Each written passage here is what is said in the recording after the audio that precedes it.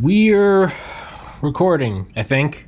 TPC 131, 4:06 p.m. Eastern Time. What's the date? God damn it. Seventh? Is it the 7th today?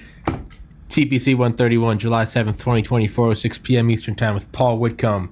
And today, we are talking about Stealth War by Brigadier General Robert Spalding, which is an unsettling book.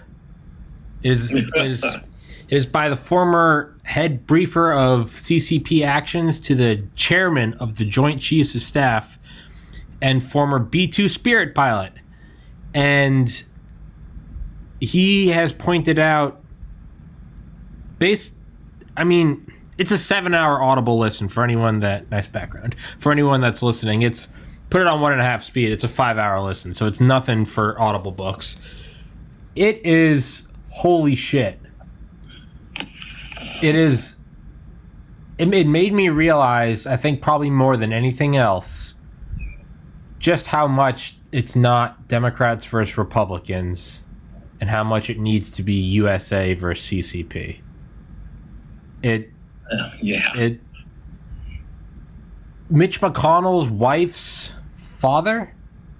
Was it Mitch McConnell? Grandfather. Father-in-law. Holy shit.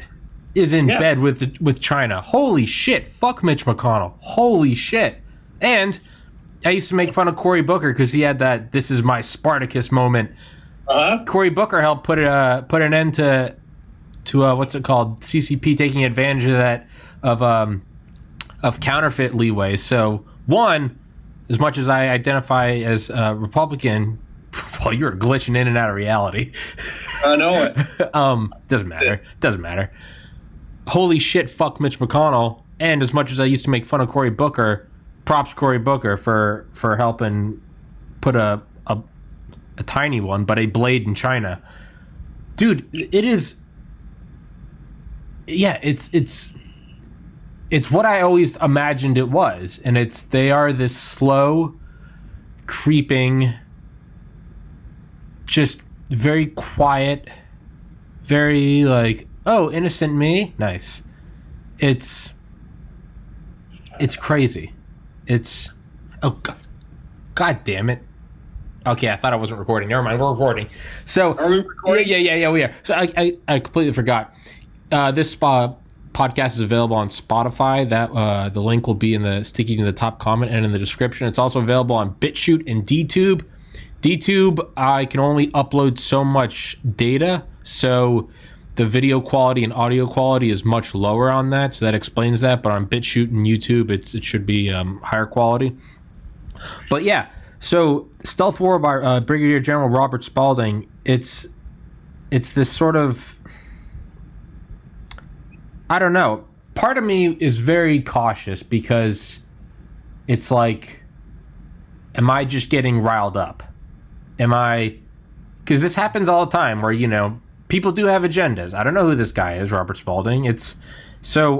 Part of me gets angry about China, but part of me is also like, hold on, let's examine this. Like, what's an agenda? What am I getting riled up to hate a new enemy? Am I, every day there seems to be, we only have 10 years left to live because of global warming or because of this new super virus. And it's like, hey man, like, choose your apocalypse, right? They're all around. So part of me is like, if this was never in my mind prior to this week, maybe I shouldn't go too balls deep into it. But Paul, I haven't let you speak once. What are your thoughts? I think that you're right about one thing, and that was his statement that we only have about 3 years to turn this around, and if we don't, it's hopeless, that the Chinese are going to take over the world. We've heard that so many times with, Manhattan will be under the water by 2000, and Miami will be under the water by 2005. And anyone who makes those kind of predictions, I would take as a grain of salt. But the general thesis of this book, that China is hiding in plain sight to take over the influence, the military power, the economic strength of the United States, is absolutely real. There's no question in my mind. I think I sent you a link the other day about it, totally independent from Brigadier General's book. was very much related. And it's real. It's going on. It's going on in the South China Sea right now with 2 American supercarriers steaming through the South China Sea, and the Chinese saying, well, you're only here at our pleasure because we could sink you at any moment. What a great difference it is from back in the early 2000s when the Chinese were flexing their muscle about Taiwan, and we sent in a couple of aircraft carriers or an aircraft carrier and the Independence, which I think was a amphibious assault ship, and they backed down because they knew they were totally powerless against that kind of power. It's not the case anymore. This general seems to think, well, the Chinese have totally neutered our armed forces. I don't agree with that, but he's certainly got more knowledge about it than I do. Yeah. No, and yeah, absolutely. I mean, I have zero military experience, but also just from my own kind of window looking into this, the one thing I think is like, I think it's probably good to think that if you're in the armed forces. I'm sure, you know, if you're LeBron James, you don't think about like, oh, I'm so much better than everyone. Like the reason why these guys are superstars is because they, not a lack of confidence, but rather they don't think that they're superstars, and that's why they're superstars, because they don't think they're good enough. They don't think their defense isn't good enough. That's why you get these Tom Brady's, these Michael Jordans, these Mariano Rivera's. So I imagine it's probably good to think like that, to think that our adversary is at the door, because that's what keeps you a sharp blade. Yeah. So I don't agree with the in 3 years, because I think this book was written a couple of years ago. I could be wrong. 2019, I think it was. Okay, released. okay, last year, all right. And I don't think that we are as fucked as humanly possible, but I think that China is a growing, swelling threat that, as someone that was born in 1990, so I can't say reminds me of, but reminds me of what I imagine it was like in the 50s when an Iron Curtain has descended. That's kind of what it feels like. You got to match them all over the world, and it's not that we're going to go nuke them. It's that like the Soviet Union is like, we need to match them in every country in terms of aid, in terms of like fixing global markets, counterfeit, satellites, space, Navy, Army, industry. It does. I mean, it feels like the only way that you can fight this, the only way that you can combat it, is a Cold War. I feel like we're going into Cold War II. That was the article I sent you, I think maybe yesterday, about the fact that China and America are now engaged in Cold War II. Mm-hmm. Also called the New Cold War. The New Cold War. And one major difference, though, is we don't have the tripwire of the Iron Curtain, where the armed forces of both sides were lined up facing each other. Yeah, just in East and West Berlin. We don't have that. So maybe that allows us to step back. Now, we have proxy versions of it, of course, in North Korea, South Korea. The South China Sea maybe is a little bit more direct, but nothing like it was with that Eastern European NATO versus the Warsaw Pact, constantly ready to attack each other. But otherwise, in an economic and a technological, a sociological, a cultural standpoint, it's every bit as much of a Cold War, I think, as the one that I've already been through a portion of. Yeah. What we need is another Reagan I think the book laid out kind of everything Reagan did to counter the Soviets economically, culturally, and he did it amazingly well. But, until Trump came along, none of our presidents seemed to be aware or wanted to engage the Chinese threat. Yeah, and it's not something that can be kicked down the road any further, I don't think. And that's not a call for war. It's not, we got to take them out now. But you got to start calling it what it is. You've always heard, I've heard my entire life, because that's where I grew up, is like, the Soviet, like, that boogeyman no longer exists, all right? The big competent nation is no longer there. We're fighting these wars in the desert. Okay, sure. I don't think that's the case anymore. I think it is a growing, it's a thing that is getting bigger and bigger, And it's, no, I don't think that if we don't stop them within 3 years, the USA is done. But like the Soviet Union, I think this is something you got to take head on. And in order to beat them without firing a shot, it could very well take a 50-year standoff. It could, and we have an election that, right now anyway, looks like it might go to Joe Biden. I know Joe Biden is doing what he can to convince everybody that he's the tougher of the two candidates on China. But come on, if your son has been put in charge of $1 billion of Chinese investment money, do you think that would influence you at all? Yeah. Your decision making? I mean, and this is all CCP money. This is not like it's just a Chinese company. There's no such thing as just there's no such thing as a Chinese company. There is CCP. That's exactly right. And you know, when I posted this book on my Facebook page, I mentioned that Biden's son had been the recipient of that kind of dollars, and that Biden had actually flown him there in Air Force Two. Yeah. Absolutely a misuse of public funds. In Illinois, we would call that official misconduct. It's a felony. A guy who is a keyboardist in New York City, a professional keyboardist, who I just know because I met him at the Rock and Roll Hall of Fame one time, just said, "Man, you're so full of shit. I am wiping your excrement off my page. I don't even know who you are," and just went off on me because I said this about Joe Biden, and it was all factual. But the important... Sorry, I'm interrupting. Not at all.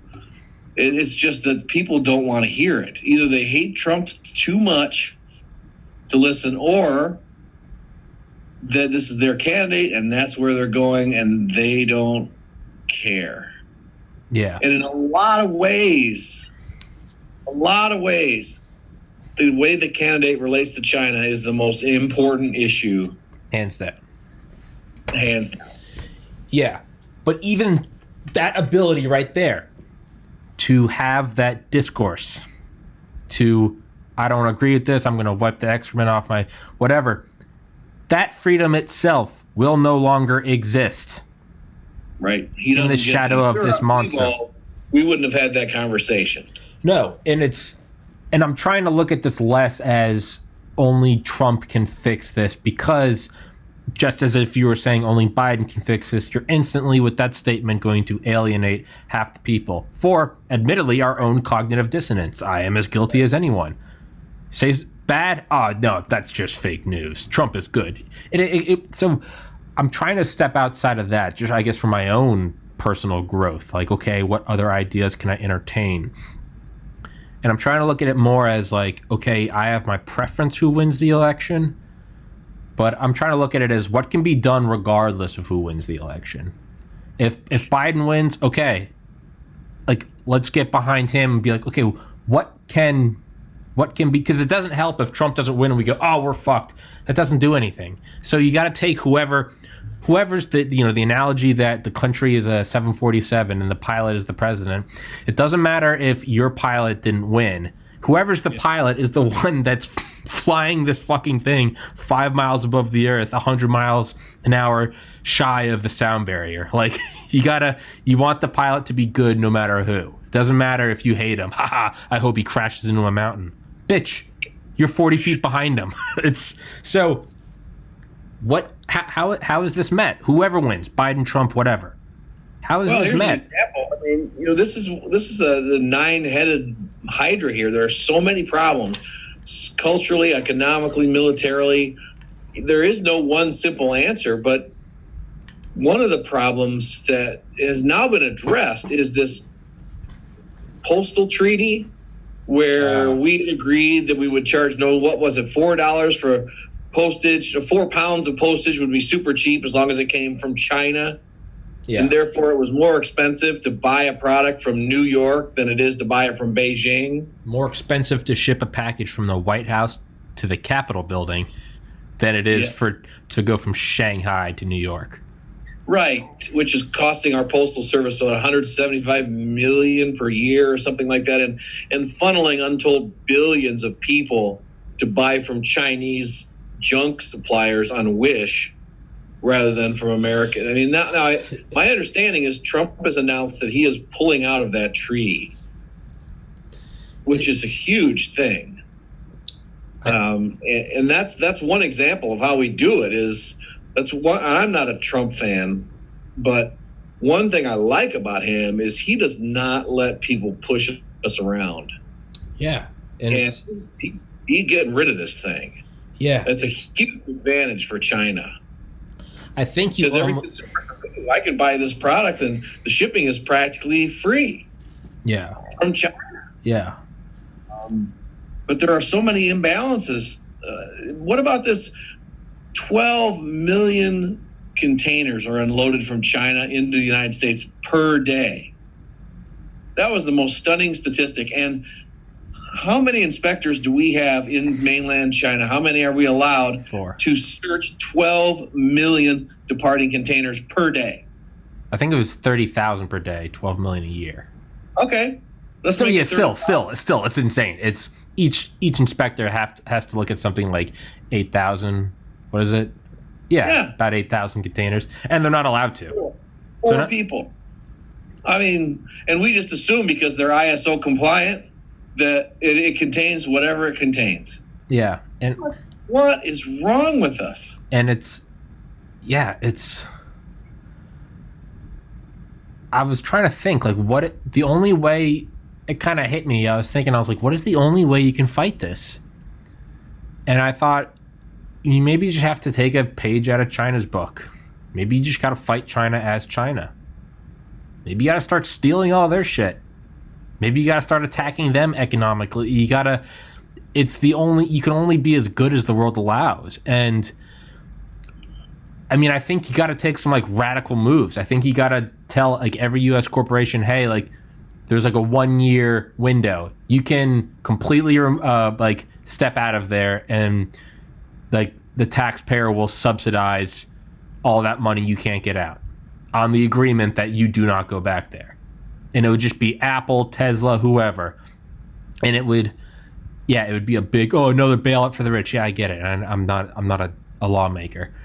But I think you'd have to offer some incentive like that. Hey, you have $104 billion tied up there, Company A.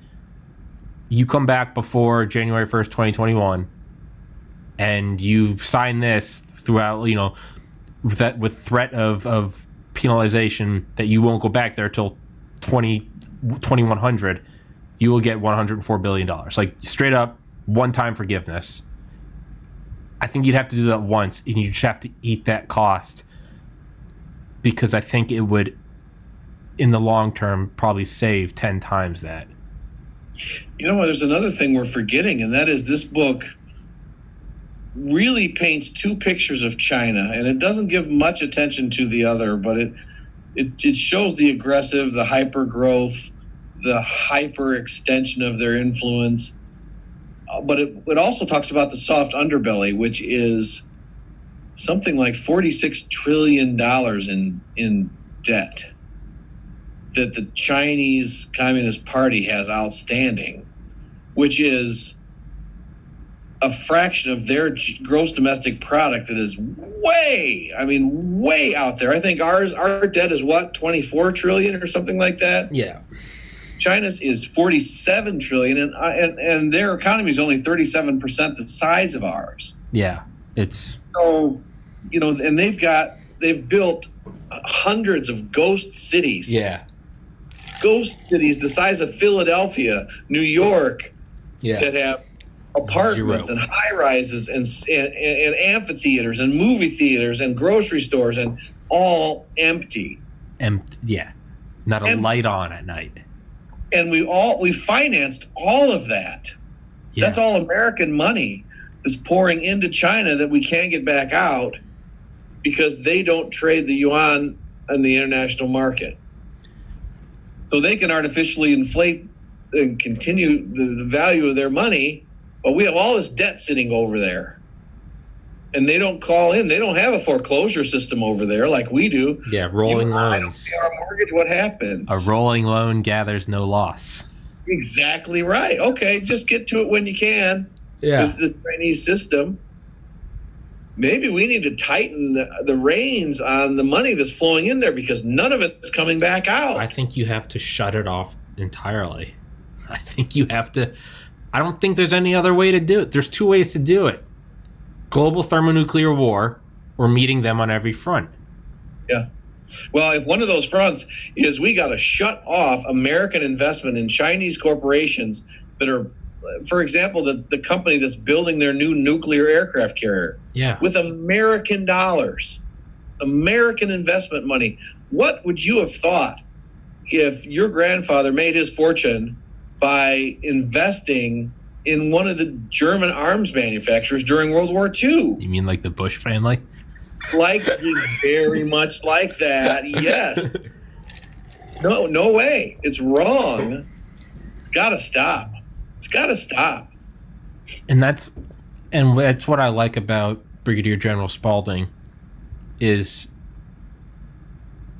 he is very, what word am I looking for? Careful and repetitive in saying that, like, you have to respect this enemy. He's like, they are beautifully orchestrating this.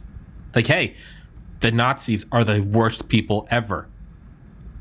How they were the worst people ever was executed beautifully, strategically, like a machine. Yes. You have to respect the enemy, and that's what they are. It's not just stupid China.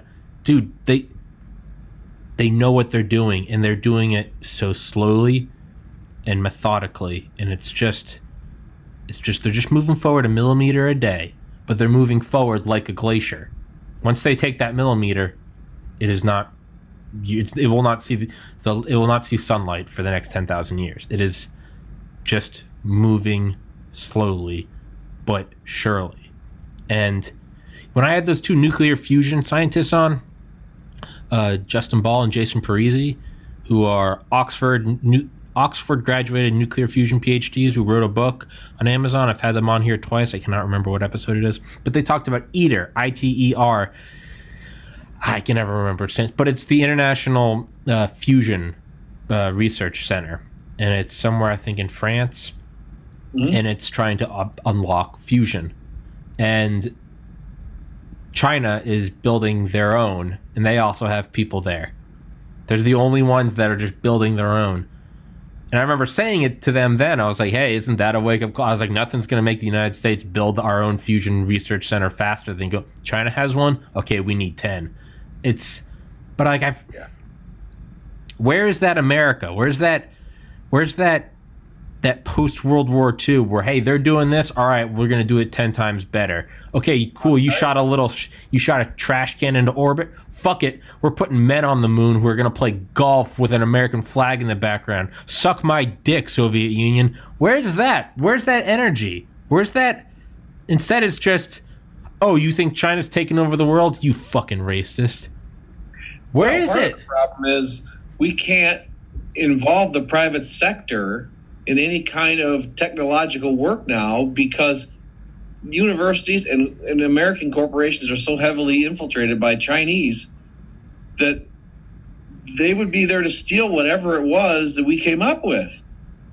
You know, if DARPA were to reach out and say, okay, Honeywell and Burroughs and AT&T and IBM, we want you to build a quantum computer that's going to beat all quantum computers. The Chinese are so heavily, I'm not saying those particular companies. Yeah, but they're embedded, yeah. Yeah, but they are, because they throw away money. What was that example in the book about a guy that retired from, it wasn't Skunk, what was, it was one of the McDonnell Douglas maybe? And offered him 10 times his salary. 10 times his salary. Just nothing. And thankfully that man's a goddamn patriot and said no. But you bet he is. Yeah, fuck yeah. But how do you do it, man? So I was thinking, you know, you always got to take the simplest way. You know, the simplest way to do this, that, the other thing. How are we going to beat Japan? What if we just unleash the power of the sun on them? Like, how do you beat these people that revere their leader as a god? You literally bring the power of God to them. Yeah. And how do you do that? You do it with a Manhattan Project. And right. So yet we now know the Soviet Union had individuals in the Manhattan Project, literally there. Klaus Fuchs, the Rosenbergs. So yes, it will happen. But I was thinking, what's the quickest way to this? Do you meet them on every front? Okay, we got to get them with rare earth metals. By the way, China controls 90% of the world's trade, but they only have 30% of the world's rare earth metals. So, like, okay, but that's a whole different tangent. Do we meet them on every single one of these? Another statistic: China used more concrete between 2012 and 2014 than the United States used between 1900 and 2014. Holy fuck. If you're going to build 150 New York cities, that's an amazing amount of concrete. But what do they have out of it? What's the benefit from them of having these enormous ghost cities, which no one has ever seen, which is also fascinating? But what's the benefit to them of that, of having enough empty apartments? What did they say, 64 million empty apartments? Yeah, I mean, for the whole country to move in, right? Well, the benefit of it makes sense because they have this physical property, whereas money is a social agreement and it's ones and zeros. It's not real. So it's like I think America having a $21 trillion debt, unlike most people, I think it's one of the most brilliant things. So what have we done? You've given us whoever's holding our debt, and then we built a military with that money. How are the loan sharks going to send their muscle men when all the money they loaned out has been put into making muscle man 100 times bigger than yours? So for sure. I think that's a whole nother podcast. I think America's debt has been our most brilliant move ever. We've built the biggest military in the world. So when you come knocking, one day we say, all right, fuck off. We no longer recognize money, whatever. What are you going to do when we have all these tanks and aircraft carriers? So yeah, that's what their ghost cities are. I think they're prepared for an inevitable when we no longer recognize each other. Well, when we no longer recognize each other, all the ones and zeros in the trade and all that's just all light on fiber optics. What's real is their 64 million apartments. So, but I guess. But what value do they have if they're literally empty? Do you have them for your people, for your 1.4 billion person CCP army? For such a brainwashed and what am I looking for? God, I'm just going blank today. Compartmentalized nation, basically a compartmentalized nation. That looks good for you. Hey, CCP, Big Daddy, new apartment. There you go. You're welcome. That just makes them more loyal to you. But so I was thinking, you need a silver bullet to. So, point of me saying is all this is: do you want to meet them on this rare earth metal, these concrete, this trading, these shipping containers online, on forums, in the university, on blah, blah, blah, everything under the sun, biomedical technology? Do you want to meet them on all these fronts? And I was trying to think, you got to find the simpler front. And it's like was it Mao that said he realized that Russia trying to control everything at an atomic level didn't work. The better way to do it is you just find the big incentive and then just tug it the way you want, which is why capitalism works. Mm-hmm. So I was thinking, what is the simplest thing you can do? And the only thing I could think of is I think you got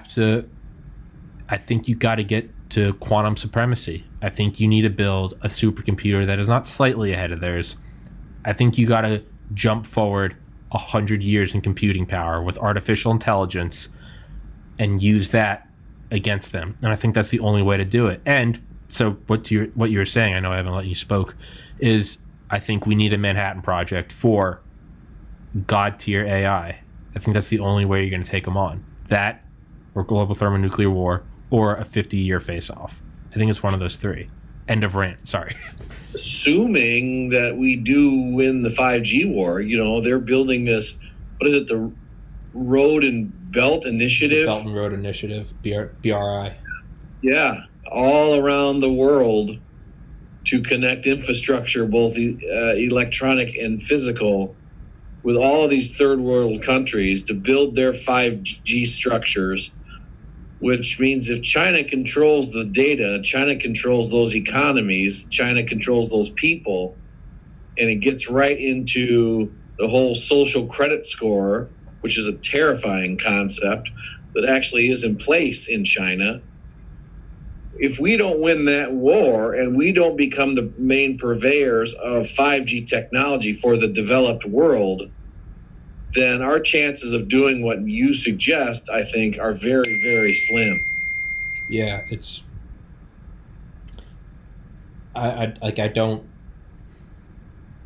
Part of me loves to believe, like, an idea that, like, you know, Big Daddy Uncle Sam, he's got it all under control. Like, it's all part of the plan. Don't worry. What China's doing, like them being powerful, like they're falling right into a trap. Like, I want to believe that. Who doesn't? Who doesn't want to believe in the benevolent, you know, superpower structure elite?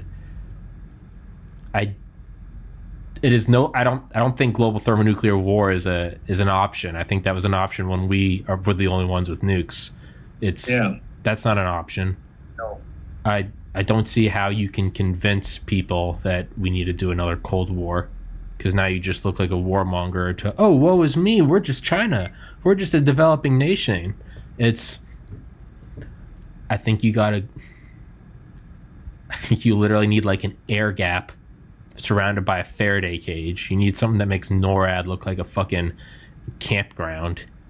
And you got to bring in Apple, Dell, Oracle, IBM, and you literally need to do like with Raven Rock. You need to do like Eisenhower with those czars. I think it literally needs to be like the problem. Not to interrupt you, but yeah. The problem is right now what's going on in America is it's very unfashionable to be patriotic. I know. And so you're asking all these companies whose income depends on their favor with the public to do something that's very unpopular, which would be to ally themselves with the U.S. government. I think you got to bring them in. I think you got to read them in and be like, hey, you don't need to make a social media post about this. You can still make your fucking profile picture a rainbow and say, hey, we stand with you, company, whatever. I think you got to bring them in, read them in, very realistic. Hey, this is what's going on, and your profits will not matter when you no longer own your big flashy penthouse in LA because we are now owned by China. None of this fucking matters. And it's honestly, you probably just got to give them an irresistible. You got to give them you got to go China on them. How much money are they giving you? Here, this will stay top secret. Here's a guaranteed $10 billion in bullshit contracts for the next century. It's you got to do something like that. And not only that, you got to bring it in, and it doesn't matter if they're embedded with CCP agents. You got to compartmentalize this. Like, you got to make the Manhattan Project look like an open source thing. Like, I just don't see how else you do it. I don't see how else you do it, aside from physically going to another planet, Elon Musk. I don't know how you do it. Well, we need to bring in someone like Elon Musk, who not only has the technical understanding, but also is an unabashed patriot. I am nauseatingly pro-American. Yeah, Elon Musk. Exactly. That's what we need, and you're not going to get that out of Tim Cook, or any of these other woke IT giants. You're just not going to get it out of them. They're all very globalists, and that's why they are as wealthy as they are. I don't think Bezos is going to do it either. I think they are woke because their models say that that's the most profitable thing. I think if you brought them in and literally gave them a, special access program clearance and showed them what they were, if patriotism became the new profitable thing, I think that's what they'd be. I think it's all a front, woke or patriotic. I think it's whatever they think will make money. Yeah. I think you almost gotta scare them straight. Well, that's what the woke movement has done. They're so afraid. People are so afraid to say anything that goes against that particular gospel. Yeah. And it's not cool to be patriotic. It's not cool to love your country. Getting fired because their mother-in-law said something that was not politically correct. But on the other hand, I walked into Menards, which is kind of like a Lowe's or a Home Depot, and a guy walks by me with a shirt with huge letters, "Fuck Trump," front and back. Like, it's your freedom, though. It's a beautiful thing. It is, and that's perfectly okay. And he would get all kinds of pats on the back for that. But I'm afraid that there's not enough patriotism left to do what needs to be done. I think there is, if I may optimistically and respectfully disagree, I think there is. I think that there is a thin coating on top of wokeness and banning any patriotic view online that gives the impression that there is no patriotism. Because if everyone, it's like, you release a poll that says candidate A can't win. Even if your internal polling is saying, holy shit, candidate A is going to blow us out of water. What do? You make this whole, he can't even win. Hillary Clinton, 99.98% chance. So don't even go out and vote.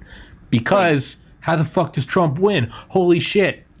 The reality is no, most people just, they don't, it's the silent majority. They just don't vocalize it. So, man, I think you gotta, I'm optimistic about that. I think that there is a massive and overwhelming, probably surprising even to us, level and gross number of patriots in this country. I think that there's a lot of people that just, probably first and foremost, just, too old for this shit, and they're just, I don't give a fuck. I'm just going to my job. I don't give a fuck.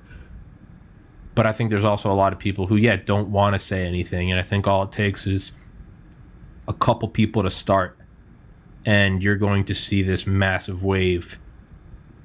And it doesn't have to be, and I don't mean this in a political, a Trump or a Biden. I just mean an American thing.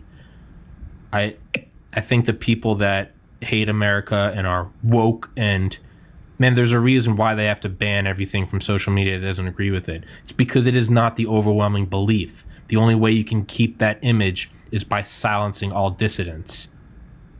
If you really let it go, if you really just let it run freely, you wouldn't have that image of everyone hates this, everyone hates Trump, or America's bad.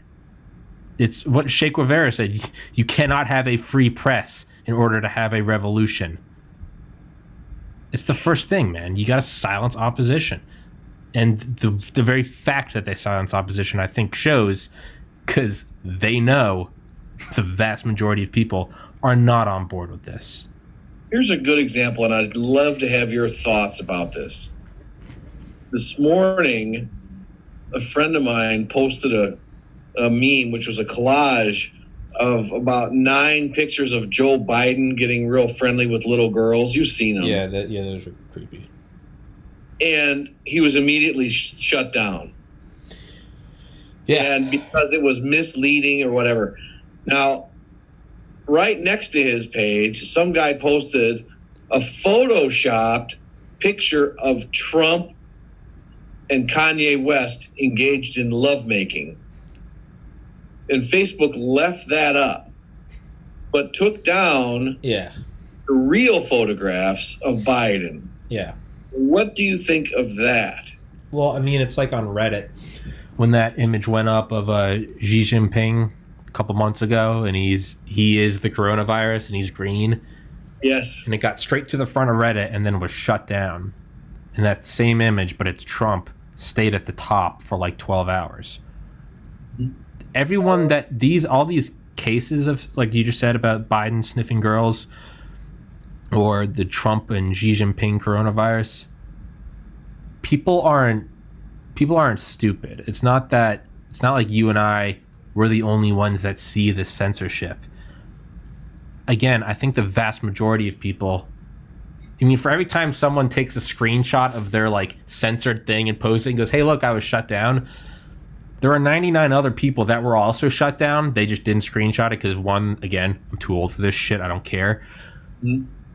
I think that the average American sees, the average Reddit user, I mean, you ask anybody, and they'll say like, yeah, man, this site sucks. But you're shadow banned. You say anything pro-Trump, anything pro-American, you're shadow banned. I don't think people are dumb. I think everyone's going, what the fuck? What the fuck? They let bullshit fly. They let anything truth or pro-American or pro-nuclear family gets shit to oblivion. I think that there is a massive pool of it, and it is right under the surface. And I think Trump is just a symptom of that.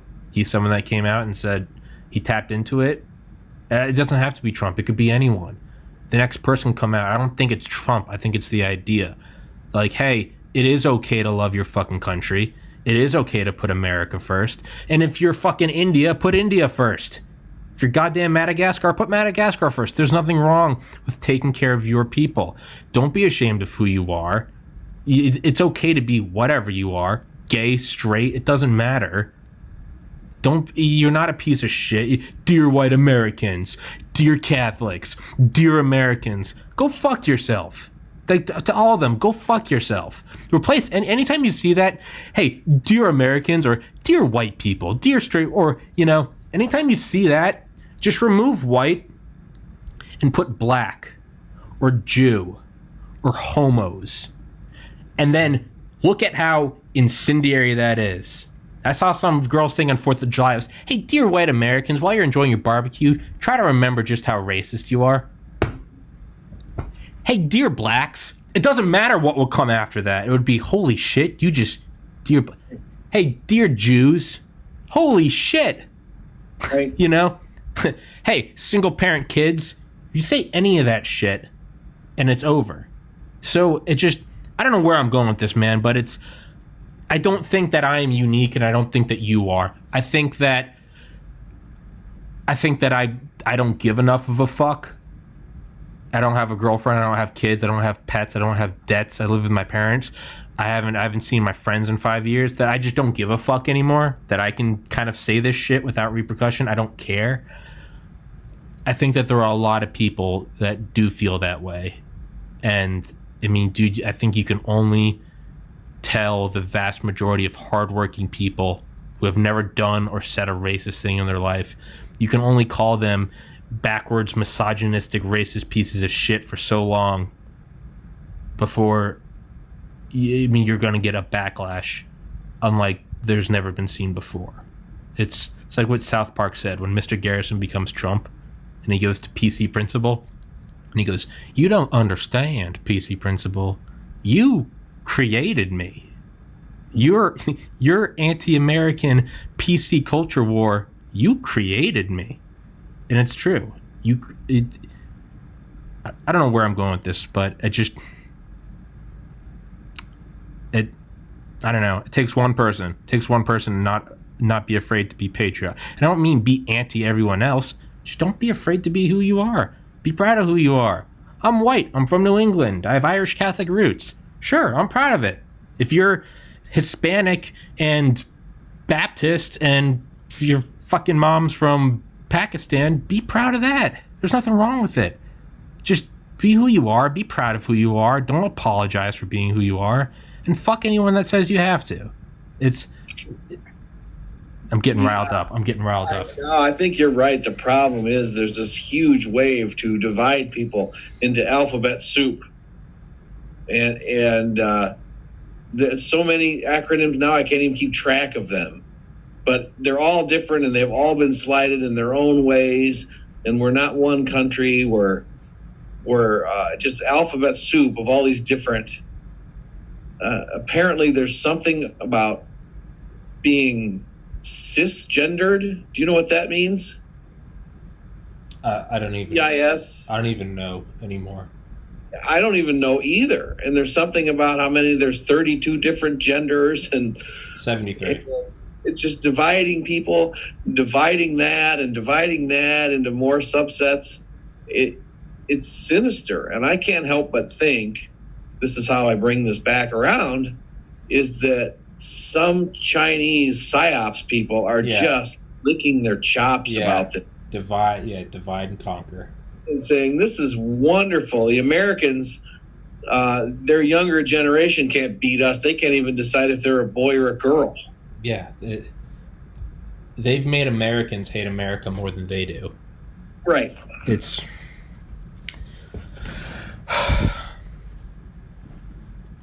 the complete antithesis of judging someone on their character, not their color of skin. I'm a transgender black Muslim cool, that's great. I don't care. That's awesome. Like I remember I became friends with this one guy, and he finally told me after a couple, he's like, because he knows I like Trump, and he was like, just so you know, like I'm gay and I hope you're okay with that. And I told him I don't care. And he said, oh, that's so relieving. And I said, like, no, man, like I don't care in like a positive or negative way. I don't give a shit. I don't think you're some heathen that's going to go to hell and you're anti-American. And I'm also not going to pat you on the back and say you're stunning and brave. I just don't give a fuck. You're a cool guy. We send memes to each other. You're my friend. That's it. I don't give a shit. It's not, I don't care, man. I don't see color. No, I just don't give a fuck, period. I don't give a fuck if you're a guy or a girl, or you take hormones, or you're gay or trans. I just don't give a fuck. Good or bad. I just don't care. And the more you try to label everyone into you're this and you're that and you're, dude, it's I think you can only push it so far before before it just snaps back.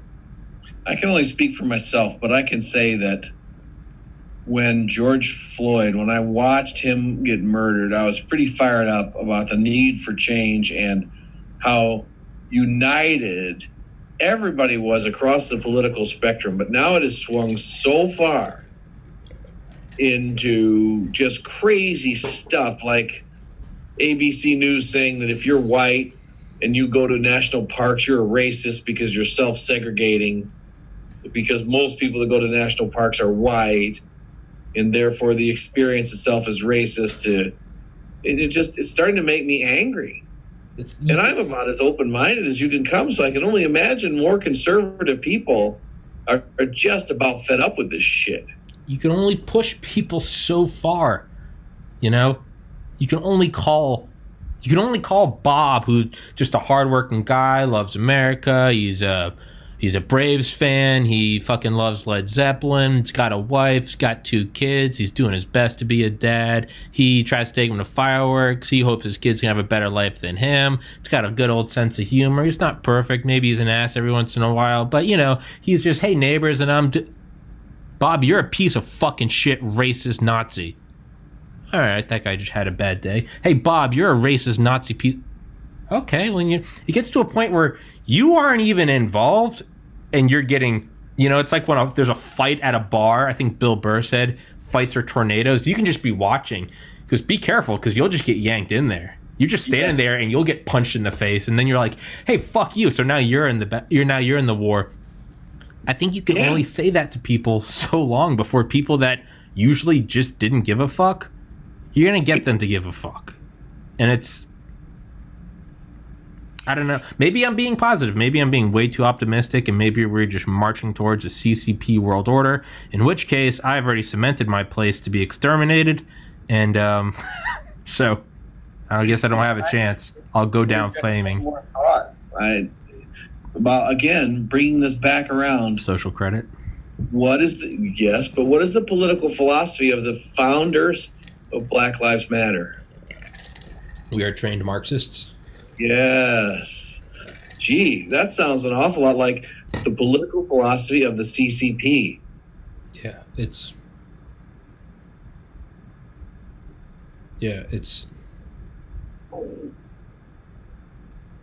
I don't know, man. I don't think there's any way around it. I think the way you start is it starts on the individual level. You know, you can't tell the world how to change itself if you can't make your bed in the morning. You know, you can't say what we need to do about global warming if you can't bring yourself to go that extra step to recycle instead of throw it away. I think I can't point fingers at anyone until I start with myself, and you got to start with yourself, and it just begins by just don't attack anyone, don't be offensive, but don't apologize. You like your country? Sure, there's nothing wrong with that. What a great place to live. You got to start with that, and you just can't You can't apologize to anyone because you give them an inch, they take 100 miles. And not only that, there is no appeasement. You apologize for being white or straight or anything. You don't apologize and then get accepted with open arms. Then they attack you for something else. You must surely realize that there is no winning. So there's one of two ways to go about this. Just submit, or you be yourself, stand up for what you believe in, because that will either result in America coming out, freedom coming out, and general love of humans coming out, or there will be a CCP-dominated future. I would rather fail and die in the process than survive and live in that shitty place. Yeah, I'd rather die on my feet than survive on my knees. And I know that's an extreme example, but like, you can never submit enough to these people. You can never apologize enough. You have to just be who you are. Be who you are. Be confident in who you are. You don't need to look to anyone else to know what is good and what is right. Use your gut. You take kids and isolate them on an island. You grow them up. I guarantee you, if one started bullying the others, a kid that was shut off from the rest of the world would probably have the same gut instinct. Hey, that's not nice. You don't need to teach people this shit. Right. Know who you are. Don't apologize for anything. If you know you're being good, be good. And if someone tells you you're a piece of shit, who cares, man? You don't want to be around that person. Well, I sure hope you're right. We're just going to have to find a way to unite ourselves if we're going to handle what's coming from the CCP. And right now, we're doing a terrible job of it. Terrible job. With this virus, and then all the violence in the streets, and the National Guard being called out, monuments being torn down, the district attorney in, somewhere near Nashville, their house was mobbed and shot fireworks at the house, and all kinds of just really, really disturbing things are happening. And I'm not saying that the Chinese are behind them. I'm just saying that it benefits them much more than it benefits us. Yeah, man, I think love begets love. I think hate begets hate. Be the best person you are. Don't look for approval from the outside. And do that. I think that's all that matters. Don't let the TV tell you who to hate. Be the best person you can. I think that's all you can do. Yeah, buy America. Be the best person you can. Don't buy into this. There are people that have an agenda. They want us to hate each other. Don't. Yeah. That which is constantly tearing down, censoring, and canceling, that is a beast that exists on the destruction of everything else. It cannot create. It is not about love. It is not about acceptance. It is about constantly destroying everything. That cannot exist, because it will eventually destroy everything. It will burn itself out like a fire. A fire can start as a little thing and turn to a raging forest fire. Left unchecked, it will burn the whole earth and then go out. Right. That which is based in hatred and censoring and canceling and killing, it cannot produce anything but that. So be your own source of sunshine. Be a good person. Lock and load, and don't be afraid to be American. That's all I got today, Paul. I like it. All right, sir. And again, for everyone listening, this is available on Spotify, BitChute, DTube. All those links will be in the description, be in the top comment. And I hope you enjoy it. And don't apologize for who you are. Paul Whitcombe, thank you, sir. Thank you, my friend. I'll see you. All right. Peace, buddy.